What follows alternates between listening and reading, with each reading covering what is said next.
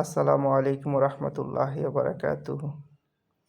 আর কিছু ঘন্টা পরেই শুরু হবে বাংলাদেশের নির্বাচন।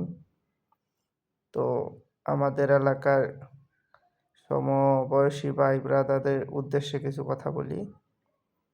একটা জিনিস মনে রাখবেন, নির্বাচন প্রতি ৫ বছর পর পরই আসবে।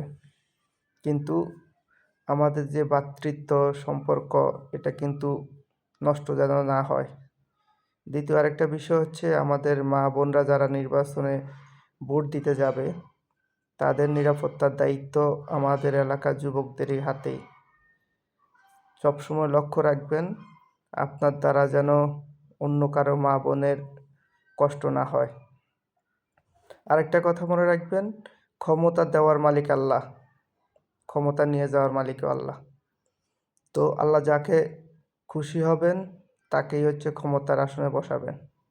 আমরা যত জোর করেও কিছু করতে পারবো না। যদি আল্লাহ না চায় যে অমুককে আল্লাহ ক্ষমতায় বসাবেন না, তাহলে আমরা জোর করেও ওনাকে ক্ষমতা নিয়ে আসতে পারবো না। তো আল্লাহর তাকদিরের উপরে বিশ্বাস রাখতে হবে।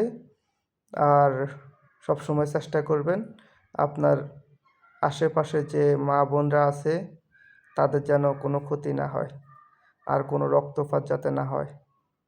রক্তর মূল্য অনেক বেশি। হ্যাঁ, এই কথা মনে রাখতে হবে। সবাই ভালো থাকবেন। সবাই সবার পছন্দ মতো পছন্দের ব্যক্তিকে ভোট দিবেন। ভালো থাকবেন, সুস্থ থাকবেন।